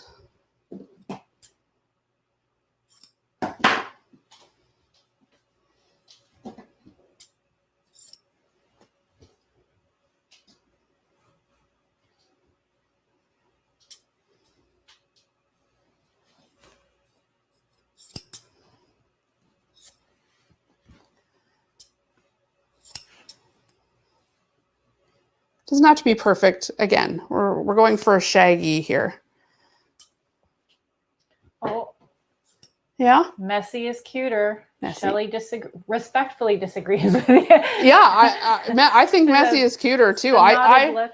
Yeah, I totally nodded all of mine. I'm just giving you another option just in case you're like, really, we're just gonna knot those on there. Yeah, the knotted look is more in keeping with the whole informal look of the. I think so too. Okay, so we've got our strips. We've got our ghosts. I think I have some more.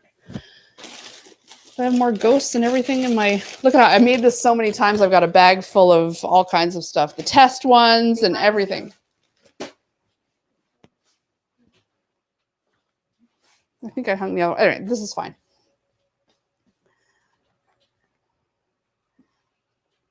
Okay, so I'm just gonna snip this one off of there. We have the option now of adding some bows, if we like, to just, you know, keep the cuteness factor elevated. What did I do with the bows? They're on the table somewhere. They're on the table. Oh, there we go.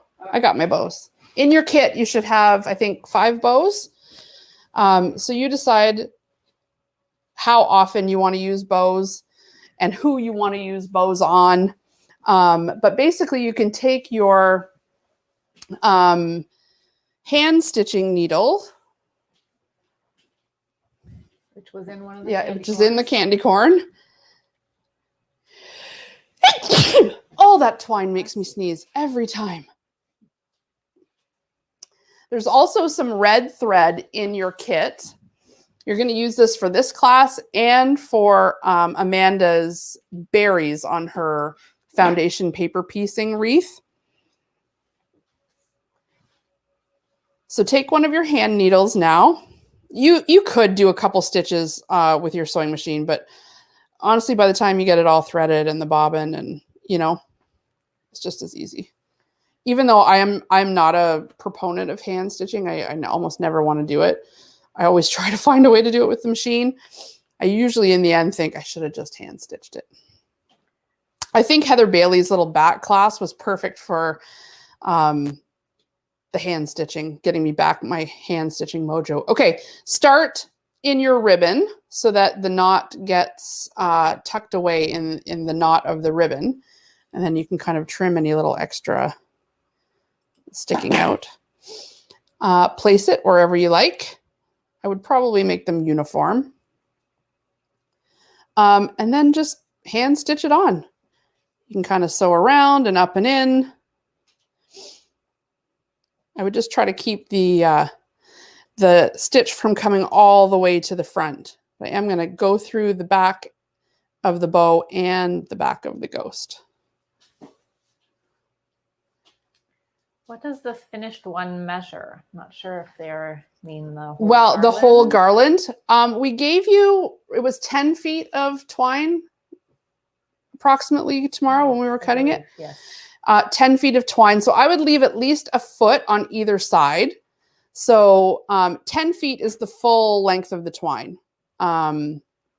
You've got enough to make about 8 or 9 ghosts. So you're going to spread it out in between. So it's about an 8-foot garland that you've got enough material for. But again, it depends on how many ghosts you're willing to, and candy corn you're willing to make. Some people are suggesting using a little bit of glue. Sure. Also to put the bow under the smile, like a little bow tie. Aww. That's so cute too. That's very cute. I love it. And you can even trim that up a little bit or make it a little bit more bow tie-ish if you were willing to kind of work with the bow a little bit. Oh my gosh, that's so, I'm just such a sucker for the cute stuff. I'm definitely, tell me in the comments, are you cute Halloween or scary Halloween? I'm definitely cute Halloween, in case you haven't noticed. Definitely cute Halloween here. I'm not into horror movies. I'm not into any of that stuff. I like The Great Pumpkin, Charlie Brown. That's good for me.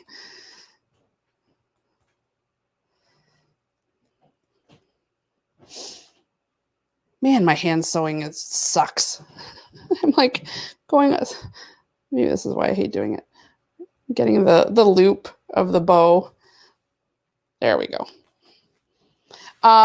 Someone, I think one of you guys taught me the trick of, ow, not that, of tying my knot with the needle on, and putting it right down in, and then like going across the back as the knot.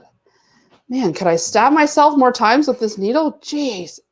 So putting it in and then underneath, and so that it's tying right in your stitch. There's a few people that are just commenting that they didn't receive the email for the class today. Oh, really? Yeah. So.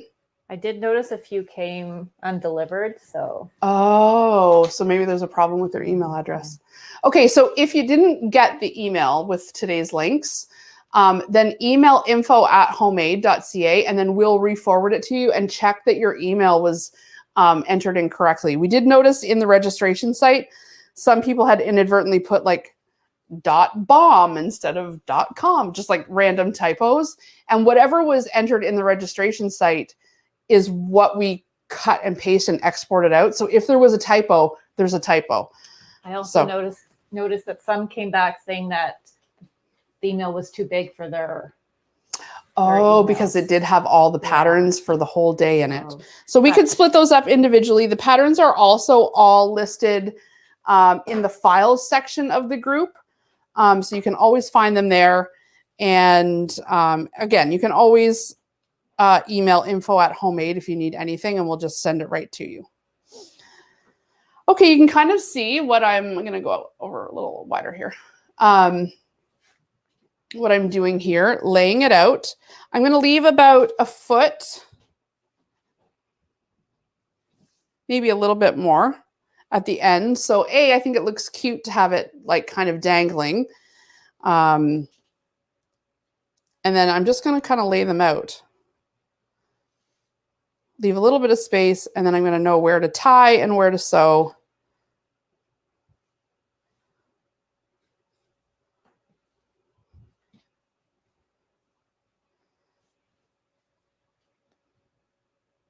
So I'm going to tie it first while it's laid out.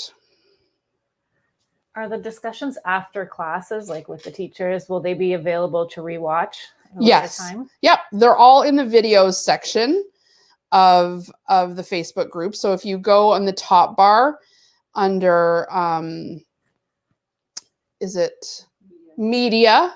Yeah, media, then video, you'll find them. They're all there. So you could put 2 strips knotted like right together to thicken it up a little bit more, but you decide based on how many strips you have and how, wide you're spacing everything, whether you want 2. I think it looks good with 2 knotted right together. And then I'm going to just hand sew these right to the twine. Now, can I find my needle? Needle. There was 2 in that little candy corn. I know, I already lost the first one. But I did just have it. It had red thread. There it is. Oh, right on the edge. Okay. So depending on what you're sewing, switch your thread up. I'm going to do the candy corn, so I'm going to use orange.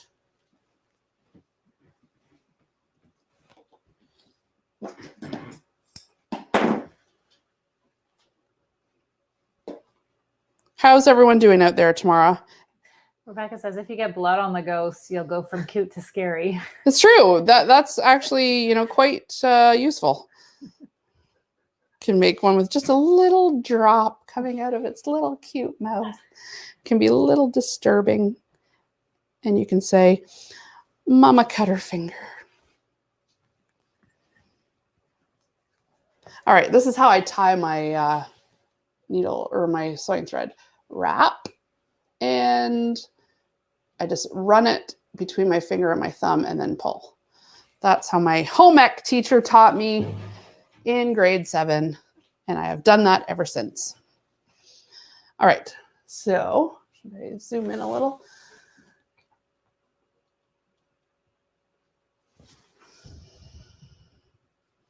So I'm just starting in the front of the twine, giving myself a couple stitches here so that it's, and kind of far apart because you don't want the twine like splitting on you. Oh man, I'm the worst at this.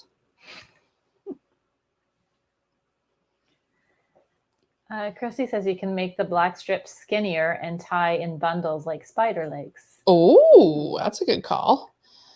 I'm excited to see everybody's garlands. They're all going to be a little unique. The faces are going to be hilarious. That's the part I'm excited to see. Like all the little bats. I'm looking at the bats too and thinking like, oh, look at him, look at him, look at her. So cute. Laura says, yay for home ec teachers. I taught hundreds of kids to tie knots that way. Good. And see, we remember years later.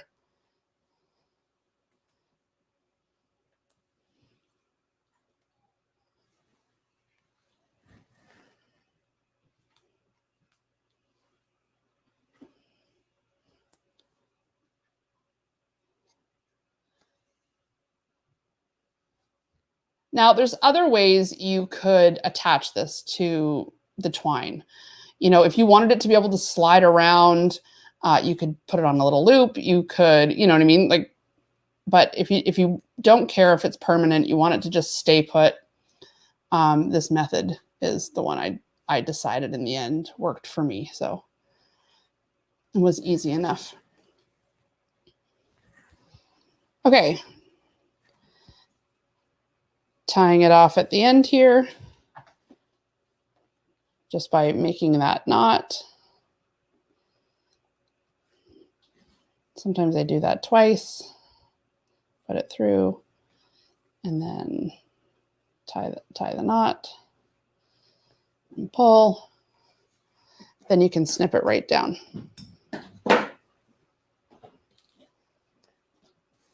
Good. Shove your knot, your little string or your, what should we call it, tassels over.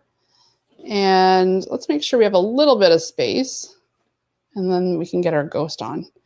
So I'll probably should have 2 or 3 needles on the go here. You've got a whole pack, so you may as well use them rather than be unthreading your needle a bunch of times. I would just have a bunch of needles from your pack with the orange and the black already on it. And then you can, then you don't have to stop and start like I am here. I'm trying to hit us right at 1 o'clock so we can have a good little break before Liz comes up at 3 p.m. Eastern for our lesson on stabilizer. Want to have a little lunch. I can feel a little growl coming on, to be perfectly honest. Hopefully you didn't hear that in the mic because it was pretty loud at some points.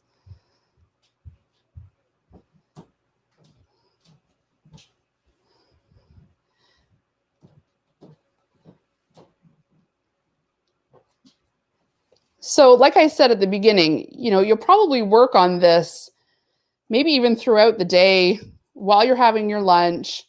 You can work on it while you're listening to Liz. You know, even before Minky's class starts tonight, well, this afternoon at 4, Minky's class starts. And Karen, how long is Minky's class again? 1 hour, 7 minutes. 1 hour and Karen knows it's a 1 hour and 7 minutes. So originally on the schedule, we had said her live would be at 6, right? But we can do it a little bit earlier. We can wrap up the day a little bit earlier if we do her question and answer basically right after her class finishes. That way, you know, you have a little bit more of your evening. You can work on your projects or you can take a little break rather than just waiting around for her live to start. Should be nibbling on your popcorn well. I know, I totally should. Carolyn has a question. What's the question? Where did you get your plastic needle case that you showed during Michael's talk? Oh gosh, I don't even know anymore. It's so old. Honestly, I think that is actually a jewelry or bead storage case that just got repurposed because the needles fit. I actually don't think that that's a real needle case, and I would have gotten it somewhere like the dollar store. Like it's not a fancy needle case at all. I think it's meant for beads. So if you type in bead storage, or I can try to find a link, that's what I use. Ruby's just come to visit. What's up, Ruby? Not much. Oh, she's just checking in. Mhm. We're making the ghost garland. What do you think? Oh my gosh, that's Come and see. You can come and say hi to everyone. Jen has a quick question. Sure. What's up, Jen? When I free motion the back, gets all bunched up. I'm on a cheapy basic sewing machine. Could that be why? It probably, like we said before, has to do maybe with your needle. If it's bunching up just at the back, you might want to try rethreading. But you also bunching at the back. Usually bunching at the back has to do with how the top thread is threaded. So that's my instinct on what's going on. It might have to do with your machine, but honestly, even cheap machines work. So I hate to think that, you couldn't do this if you didn't have a top of the line machine. I think you could. I would go back to regular sewing and see if it's still bunching before you change anything. Because if it's still bunching when you're regular sewing, I'm guessing it has to do with the threading. Okay, another little ribbon and another candy corn. Got my needle threaded. You guys pretty much got the idea here. I'm just going to keep adding my candy corn and my ghosts until my garland is as long as I want it to be. Make sure you've got a little space so that your tassels aren't going over the cute ghost's face, because, aw, hey, out of the way of her face. It's cute. Honestly, I hope you guys have fun making this project. I hope it's the kind of thing that you pull out year after year, because you can just fold it up, tuck it away. Nothing's going to hurt the fabric and the sandwiching.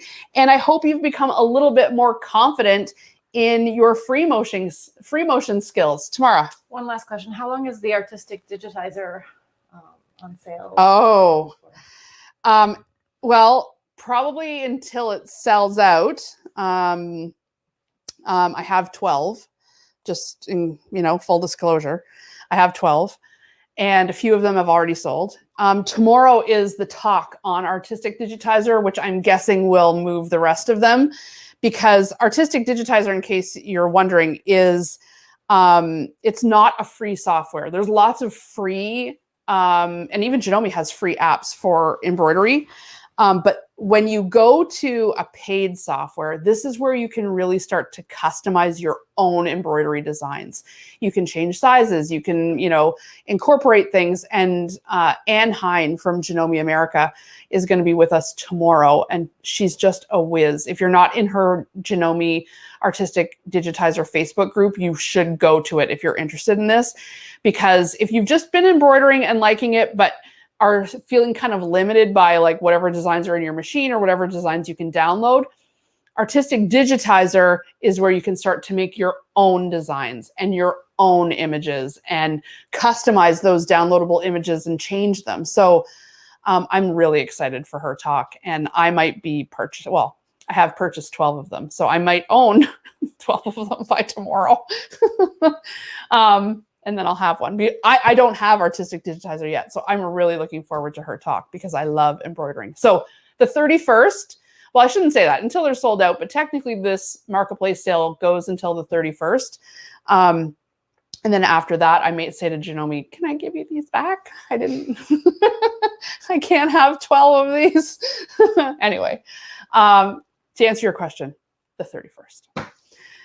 Any last questions, Tamara? All right, everyone's ready for a little lunch. I hope you love your own ghost garland and little candy corn, and that I want to see it out this Halloween on all of your mantles or on your front door or in your walkway or at your front table or wherever you decide to decorate for Halloween, because I just think it couldn't be cuter. And if you do make that Pac-Man, I definitely want to see that. All right.